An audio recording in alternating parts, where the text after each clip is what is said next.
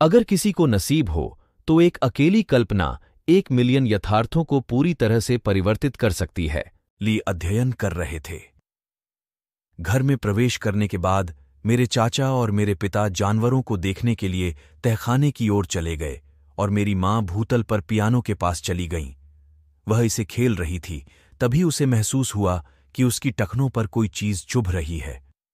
उसने सोचा कि एक बिल्ली तहखाने से निकलकर उसके पास से चली गई होगी।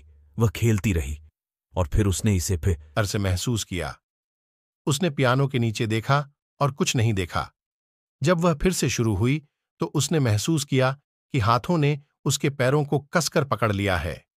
वह तहखाने के दरवाजे की ओर भागी, मेरे चाचा और पिता को बुलाया और उनका इंतजार करने लगी। वापस बाहर मेरे चाचा बता सके कि मेरी मां घबरा गई थी और पूछा कि क्या गलत था। उसने उसे बताया कि क्या हुआ था और वह सफेद हो गया।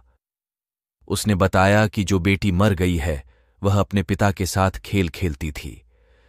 जब वह पियानो बजाता था तो वह नीचे रेंगती थी, उसके टखनों को पकड़ती थी और उसके पैरों को पैडल पर ऊपर नीचे दबाती थी। यदि डरावनी कहानी आपको रोमांचित लगी तो कृपया करके लाइक करें और कमेंट करेंगे। बताएं कि ये रियल कहानी कैसी लगी।